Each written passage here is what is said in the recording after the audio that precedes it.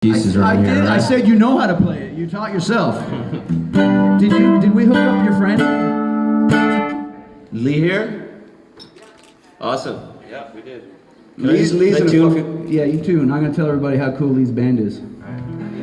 Lee's in a band called The Gallows, and there is a connection between The Gallows and Canada. For anyone who doesn't know, when we were first playing our shows, oh sorry brother, you need this here.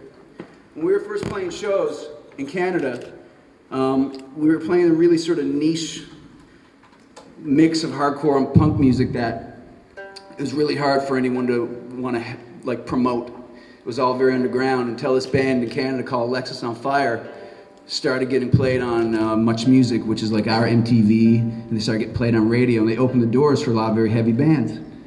And they're a great band, a great bunch of guys. And fast forward to now, and the guitar player of Alexisonfire, his name is Wade McNeil, he is now the singer of a band from here called The Gallows. And Mike... From London, right? Yeah? And Mike and Lee have been Twitter buddies, telling each other how much they like each other's shit. And so it's pretty cool. There's a connection between The Gallows and Bucket Truck. So welcome, my man.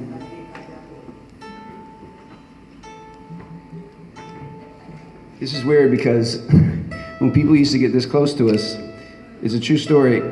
People used to spit beer on us, and and it was all good. Now I'm not encouraging it here only because we haven't covered the monitors, and I don't want to fuck with Thomas's shit. But when we get off stage, if you like what we did when we're over here talking to you, you can spit beer then. I don't want you to think I'm a pussy and I don't like it, because I do. We just have a bit more respect than we did back in the day. I got you, Thomas. It's okay. For a minute, Thomas was like, "Oh shit." We got fired from so many tours from people spitting beer at us and having the other band's gear covered in beer and booze. We got fired from one tour. Does anybody here know of a guy named Danko Jones? We were touring with Danko Jones, and we played a set, and it was ferocious. It was in New Brunswick on the east coast of Canada.